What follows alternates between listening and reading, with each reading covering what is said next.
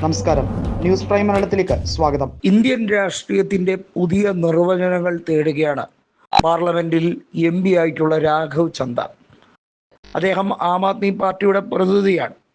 അദ്ദേഹം കൃത്യമായി ചോദിക്കുകയാണ്, രാജ്യത്ത് എത്ര പഠിപ്പും വിവരമുള്ള ആളുകളാണ് ലോക്സഭയിൽ വന്ന് ഓരോരോ മണ്ഡലങ്ങളെ പ്രതികരിക്കുന്നത്, നിയമസഭയിൽ പ്രതികരിക്കുന്നത്? ഇത് വളരെ ആപ്തമായൊരു ചോദ്യമാണ്. കാരണം ഒരു ചെറിയ പ്യൂൺ ടെസ്റ്റിന് എഴുതാൻ പോലും കൃത്യമായിട്ടുള്ള മാനദണ്ഡം, പരീക്ഷയുടെ ചോദ്യ രീതികൾ, ഒരുപാട് കടമ്പകൾ കഴിഞ്ഞാണ് ഓരോരുത്തരും സർക്കാർ ഉദ്യോഗം അതുപോലത്തെ മേഖലയിലൊക്കെ കയറുന്നത്.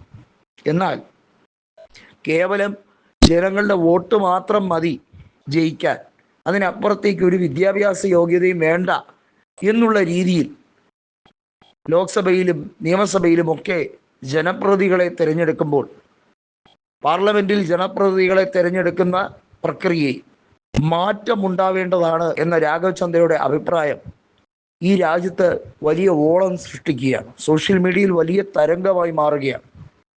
നമുക്കറിയാം, ഭരണഘടനയിൽ റൈറ്റ് ടു കോളൊന്നും ഇല്ല. അതായത് തിരികെ MP മാരെയോ MLA മാരെയോ ജനങ്ങൾ തിരഞ്ഞെടുത്തവർ അവർ ശരിയല്ല എന്ന് തോന്നിയാൽ അവർ തിരികെ വിളിക്കാനുള്ള ജനങ്ങളുടെ അവകാശം അത് ഒരിക്കലും പറഞ്ഞിട്ടില്ല, ഭരണഘടനയിൽ പോലും പറഞ്ഞിട്ടില്ല.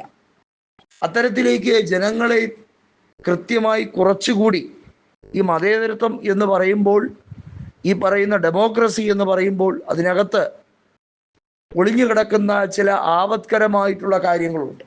ഒരുപക്ഷെ ഇന്ന് BJP ഏറ്റവും കൂടുതൽ അതിനെയാണ് ചൂഷണം ചെയ്യുന്നതും അതിനെയാണ് കൃത്യമായി വോട്ടാക്കി മാറ്റുന്നത്.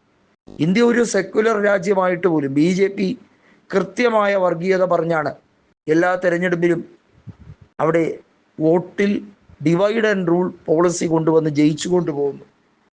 ഇവിടെ രാഘവ് ചന്ദയുടെ കാര്യം തന്നെയാണ് ഇന്ത്യ മുന്നണി ഒറ്റക്കെട്ടായി ഈ ഒരു നിലപാടിലേക്ക് കൊണ്ടുവരാൻ ശ്രമിക്കുന്നത്. അതായത് MP മാരെയും MLA മാരെയും തിരഞ്ഞെടുക്കുമ്പോൾ അവരുടെ മിനിമം വിദ്യാഭ്യാസ യോഗ്യത, അവർക്കും ടെസ്റ്റ് വേണം, അവരെയും മത്സര പരീക്ഷയ്ക്ക് ഇരുത്തണം. അതുപോലുള്ള കാര്യങ്ങൾ തികച്ചും പ്രായോഗികമായി നമ്മുടെ രാജ്യത്ത് നടപ്പിലാക്കേണ്ടതിൻ്റെ സമയം അല്ലെങ്കിൽ അതിൻ്റെ അനിവാര്യത അത് അതിക്രമിച്ചിരിക്കുകയാണ്. മറ്റ് വികസിത രാജ്യങ്ങൾ പോലെ ഇന്ത്യയിലും വികസിത മനോഭാവം ഉണ്ടാകണമെങ്കിൽ അത്തരം കാഴ്ചപ്പാടുള്ള, നിസ്വാർത്ഥ സേവനം നടത്തുന്ന, കൃത്യമായി അവർക്ക് ദിശാബോധം നൽകുന്ന ഈ രാജ്യത്ത് സിവിൽ സർവീസ് ഉദ്യോഗസ്ഥരെ പോലെ അവരും പഠിപ്പും വിവരവും വിദ്യാഭ്യാസവും ഉള്ളവരായിരിക്കണം.